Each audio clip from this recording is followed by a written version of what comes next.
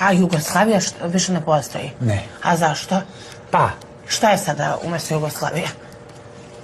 ništa. Srbija? Evropa? Nije. Nego šta je? Jugoslavija je bila jedan dio Evrope.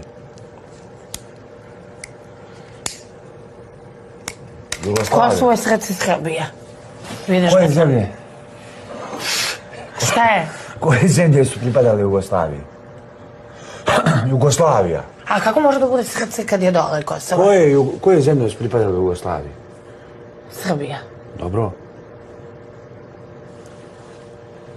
Bosna. tako je. Bosna. Tako je. Hrvatska. Tako je. Engleska. Engleska Jugoslavija? Ne, Mađarska. Nije. Kako nije Mađarska? Makedonija. Tako je. Nije, ne znam je Makedonija. Nije. Nije Makedonija. Jest. Dalje? Slovenija. Slovenija, da. A sad je sve to Evropa. I da je to bilo, i prije to bila Evropa. U Evrop kontinent. A ja ne znam šta su ljudi uradili.